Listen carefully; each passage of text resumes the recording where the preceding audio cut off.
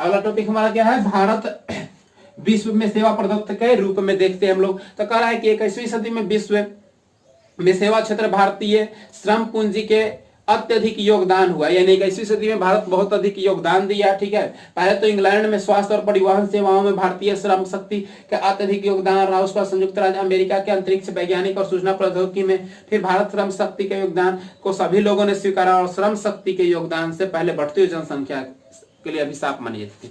यानी कह रहा है भारत ने अपने श्रम शक्ति का योगदान से भारत में नहीं बल्कि अमेरिका और इंग्लैंड जैसे देशों में भी किया। वहां पे अनेक कर्मचारी जो है, चाहे वो इंजीनियर हो, डॉक्टर हो या कोई भी हो, जो कि भारत मूल से वहां जो अपनी दक्षता और बुद्धि के आधार पर वहां पे कार्य कर रहे हैं। जनसंख्या मानव पूंजी के रूप में स्वीकार किया गया और अर्थशास्त्र में जनसंख्या संबंधी विश्लेषण के लिए परिवेश मानव पूंजी कहा गया है। यानी जनसंख्या जो संबंधी विश्लेषण है उसके लिए उसको क्या कहा जाता है, मानव पूंजी, यानी मनुष्य की जो पूंजी है वो है। आज भारत विश्व में अग्रणी युवा का देश कहा जाता है, यानी हमारे यहाँ 65% युवा लोग हैं, इसलिए विश्व में अग्रणी युवाओं का देश भारत को कहा जाता है। और ये अत्यधिक ऊर्जावान वर्ग है, यानी युवाओं में अत्यधिक ऊर्जा होता है, एनर्जी होता है, तो ये अपने विकास की ओर समुचित विकास कदम बढ़ा रहे हैं। उदारीकरण कारण विश्व में सेवा क्षेत्र में जो विकास की गति आई उसका लाभ सभी देशों पर असर पड़ा और इस दृष्टिकोण से आज विश्व में औद्योगिक विकास देश में हमारा भी नाम आता है। बहुराष्ट्रीय कंपनियां, बहुराष्ट्रीय कंपनी कहने का मतलब है जो बहुत सारे राष्ट्रों में उसका ब्रांच है, जैसे नोकिया, एयरटेल, सैमसंग, रेडमी, बहुत सारे कंपनी जो है वो बहुत सारे राष्ट्रों में अपना काम करती है, वहां सामान निर्माण करती है, वहां से वहां इंपोर्ट एक्सपोर्ट करती है। तो ये सब कंपनियां जो बहुराष्ट्रीय कंपनी कहलाती है। जब बहुराष्ट्रीय कंपनी अपने संबंधित निर्यातों नियमित सेवाओं अपनी कंपनी के जगह किसी बाहरी कंपनी या बाहरी देश के संस्था और समूह से प्राप्त करती है, ऐसे सेवाओं को बाह्यस्रोतीय भी कहते हैं। यानी बाह्यस्रोतीय यानी कोई भी कंपनी अपने मोबाइल जैसे सपोज समझिए मार्कर को बनाने के लिए देखिए ये अलग बना होगा, ये अलग बना होगा, ये अलग बना होगा, इसके अंक अंदर वो जो इंक वाला है वो अलग डलाया होगा, इंक अलग कंपनी ने बनाया होगा, इसको पैकिंग किसी और ने किया होगा, लेबल किसी और ने लगाया होगा, एक्सपोर्ट किसी और ने किया होगा। तो ये एक वस्तु के अलग अलग पार्ट्स को अलग अलग जगह बनाया जाता है और अलग अलग जगहों से उसको एक्सपोर्ट करके इंपोर्ट करके उसको संग्रह करके पैकिंग करके बेचा जाता है। तो इसमें कहीं ना कहीं इसी को बाह्यस्रोतीय कहता है। बाह्यस्रोतीय जब बहुराष्ट्रीय कंपनियां अन्य कंपनियों से संबंधित नियमित सेवाओं को अपने कंपनियों के बजाय किसी अन्य बाहरी या विदेश से बनवा कर लाकर उसको संग्रह करके समूह में बद्ध करके और उसको जोड़ के जो बेचता है, जो लाता है, वही कहलाता है बाह्यस्रोतीय। उदारीकरण और वैश्वीकरण वर्तमान युग को पूरा विश्व के बाजार में उभरा। यही कारण है कि एक देश वस्तुओं को दुनिया के बाजार में बेच सकता है, यानी एक देश में कोई वस्तु उत्पादन हो रही है उसको किसी भी देश में जाके आप बेच सकते हैं, उसे WTO वर्ल्ड ट्रेड ऑर्गेनाइजेशन में, यानी विश्व व्यापार संगठन 1995 में इसकी स्थापना की गई थी। इन नीतियों का तरह भारतीय अर्थव्यवस्था में काफी व्यापक प्रभाव पड़ा है। आज भारत तेज ध्वनि पर आधारित प्रक्रिया जिसे JPO यानी वॉइस बिजनेस होता है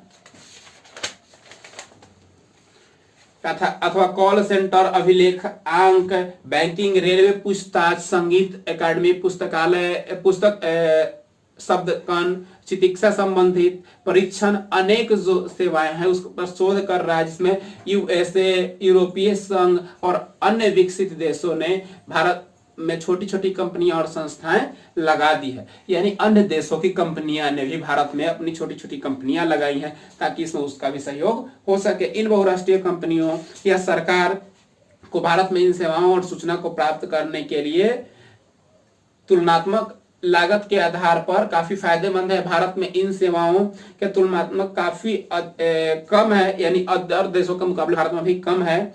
इसका मुख्य कारण है कि कुशल श्रम शक्ति की अपर्याप्त उपलब्धता है, यानी हमारे यहाँ उतना कुशल लोग नहीं है। जो धीरे धीरे अब कुशलता बढ़ रही है, पहले नहीं थी, इसके कारण बहुत सारी कंपनियां यहाँ पे नहीं लगा रही थी। भारत के कह रहा है कि मेधा शक्ति, कुशलता और विशिष्टता मजदूरों एवं विदेशी कंपनियों को लिए भेजता है, यानी यहाँ से कुशल और जो दक्ष लोग हैं वो बाहर भी भेजता है, लोग दूसरे राज्य दूसरे देशों में भी। अब कह रहा है सेवा क्षेत्र की बुनियादी सुविधाएं। सेवा क्षेत्र की बुनियादी सुविधाएं क्या है, तो देखिए कह रहा है कि सेवा क्षेत्र के विकास के लिए देश एवं राज्य स्तर पर बुनियादी सुविधाओं जरूरी है। जिसमें कह रहा है कि यही बुनियादी सुविधाओं को रीढ़ की हड्डी कहा जाता है। यानी हमारे देश के जो बुनियादी सुविधाएं हैं उसी को हम रीढ़ की हड्डी कहते हैं, बैकबोन ऑफ बॉडी। कह रहा है कि अनुपस्थित विकास की क्रिया संभव नहीं है। देश एवं राज्य में सर्वांगीण विकास कृषि एवं उद्योग और व्यापार पर निर्भर करता है, जो कि आधारभूत संरचना एवं बुनियादी सुविधाएं पर निर्भर करता है। यानी हमारे आधारभूत संरचना कितनी, आधारभूत संरचना आपको पढ़ चुका है पहले ही, और बुनियादी सुविधाएं क्या है उस पर हमारे राष्ट्र के विकास की प्रगति निर्भर करती है। संयुक्त राज्य अमेरिका, जापान जैसे समृद्ध देशों में ज्ञान और शोध की सुविधा अधिक होने के कारण वहां पर सेवा क्षेत्र का विस्तार अधिक हुआ है। यानी वहाँ टेक्नोलॉजी भी है, वहाँ लोग मतलब अच्छा नॉलेज भी रखते हैं, सारी सेवाएं भी है, पैसा भी है, इसी कारण डेवलप ज्यादा कर रहा है। इसी कारण से विश्व के सभी देशों में उच्च तकनीकी शिक्षण संस्था का पलायन हो रहा है। भारत में भी उच्च तकनीकी शिक्षा के लिए IIT, उत्तम व्यवसायिक ज्ञान के लिए IIM में युवाओं उच्चतम ज्ञान और रोजगार प्राप्त कर रहे हैं। जैसे भारत के बेंगलोर में सूचना प्रौद्योगिकी संबंधित ज्ञान के लिए अन्य शहर है जो अन्य क्षेत्रों में लोगों को ज्ञान और रोजगार मुहैया करवाते हैं। दूसरी ओर बिहार, उड़ीसा और मध्य प्रदेश, राजस्थान इत्यादि राज्य काफी पिछड़े हुए राज्य हैं, इसलिए इसका बीमार राज्य कहते हैं। बीमारों को परिभाषा लिखा हुआ है, BI से होता है बिहार, MA से होता है मध्य प्रदेश, R से होता है राजस्थान, U से होता है उड़ीसा। बीमारू यानी अब पहला नंबर पर था पहले बिहार, अभी उड़ीसा हो गया है, लेकिन आपके बुक के अकॉर्डिंग यही सही है, बिहार ही, ठीक है, तो कंफ्यूज नहीं होना आप लोगों को। यानी कहने का मतलब है जहां बिजली, सिंचाई, यातायात, दूरसंचार, परिवहन इत्यादि की सुविधा अच्छे से उपलब्ध नहीं होते हैं, वो बीमारू की कैटेगरी में आ जाते हैं। अब कह रहा है कि बिहार में आर्थिक विकास की राह पर उन्मुख बीमारू शब्दावली का प्रयोग किया गया है। लोग को परहेज करते हैं कि आर्थिक विकास क्षेत्र में कृषि, उद्योग एवं सेवा कुछ भी नहीं है, इसलिए बुनियादी सुविधाओं के लिए परम आवश्यक है। यानी कह रहा है कि बुनियादी सुविधाओं के लिए उद्योग धंधा, कृषि, उद्योग और सेवा तीनों क्षेत्र बहुत ही महत्वपूर्ण है। अगर इन्हीं चीजों का उपयोग नहीं होगा तो वो बीमारू कहलाएंगे। अब बुनियादी सुविधाओं में आधार का ढांचा का एक डायग्राम दिया हुआ है। आधारभूत संरचना, गैर आर्थिक संरचना, आर्थिक संरचना और गैर आर्थिक संरचना का डायग्राम दिया हुआ है। डायग्राम आप लोग जरूर देख लेंगे, ठीक है, हो सके तो अपने फेयर पर नोट कर लीजिएगा क्योंकि बहुत अच्छा है, सब चीज अलग अलग करके दे दिया है। जिसमें दिया है आधारित संरचना पर दिया हुआ है, आर्थिक आधारित संरचना पर वित्त, ऊर्जा, यातायात और संचार, और गैर आर्थिक संरचना आधारभूत में दिया हुआ है शिक्षा, रोजगार एवं स्वास्थ्य। कह रहा है कि वित्त में हो जाएगा बैंकिंग क्षेत्र, बीमा क्षेत्रों में अन्य सरकारी वित्तीय क्षेत्र हो जाएगा। उसके अलावा फिर कह रहा है कि ऊर्जा क्षेत्र में कोयला, विद्युत हो जाएगा, तेल, पेट्रोलियम, गैर पारंपरिक ऊर्जा स्रोत हो जाएगा। यातायात में रेलवे, सड़क, वायुयान, जलयान हो जाएगा। संचार में डाक, तार, टेलीफोन, टेलीविजन, मीडिया एवं अन्य चीज हो जाएगा।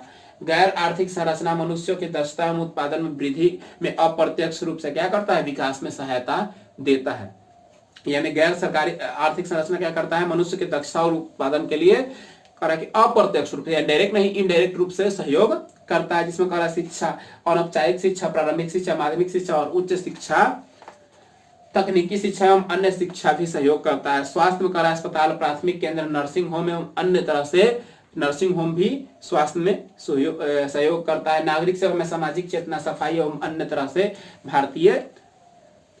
भारत के नागरिक सेवाओं में सहयोग करता है। भारत में बुनियादी सुविधाओं को विकास करने के लिए आमतौर पर सरकार पूरा दायित्व है, किंतु सरकारी निवेश में काफी कम है। यानी कह रहा है कि सरकार इसमें पूरा सहयोग कर रहा है, लेकिन सरकार के जो खजाना है जिसमें फंडिंग होता है, इस चीज के लिए इतना पैसा दिया जाएगा, उसमें कमी है।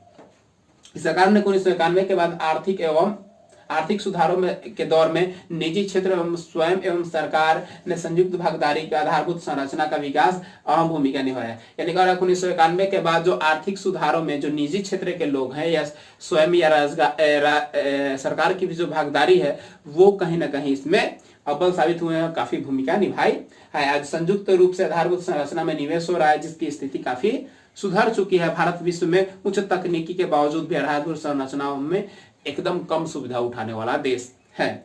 अब सेवा क्षेत्र में शिक्षा की भूमिका, अगला टॉपिक है सेवा क्षेत्र में शिक्षा की क्या भूमिका है। देखिए कह रहा है कि आर्थिक विकास में केवल वस्तुएं एवं सेवाओं को उत्पादन से विकास संभव नहीं है। यानी कह रहा है कि आर्थिक विकास केवल वस्तुओं और सेवाओं को उत्पादन से भी संभव नहीं है, इसके लिए मानव विकास और मानव पूंजी का निर्माण करना आवश्यक है। यानी मानव कितना डेवलप करता है, मानव के पास कितनी विकास करने की पूंजी है, कितना वो पढ़ा लिखा है, इन सारी चीजों पर भी निर्भर करता है। मानव विकास पूंजी ज्यादातर महत्वपूर्ण है, यानी कुशल, शिक्षित, प्रशिक्षित, स्वास्थ्य इत्यादि को भी बढ़ना होना चाहिए। यानी कुशल होना चाहिए, यानी वो अच्छे तरीके से एक्सपर्ट होना चाहिए, उसको शिक्षा का ज्ञान हो, वो प्रशिक्षित हो यानी ट्रेनिंग लिया हो, और उसका मेडिकल भी यानी स्वास्थ्य भी सही रहता हो। यही एकमात्र विकल्प है जिससे हम अपनी आय को बिठा सकते हैं। और मानव पूंजी के होते हुए भौतिक पूंजी का दृश्य और मानवीय पूंजी अदृश्य होता है। यानी भौतिक पूंजी दृश्य होता है, दिखता है, यानी मानव का पूंजी अदृश्य होता है जो दिखता नहीं है। कोई इंसान को देख के आप उसकी कार्य कुशलता को और उसकी क्षमता को आप नहीं माप सकते हैं। अर्थात मानव पूंजी का निर्माण इसके घटकों के विशेष ध्यान देना चाहिए, जिसमें भोजन, वस्त्र, आवास, शिक्षा और स्वास्थ्य महत्वपूर्ण योगदान रखता है।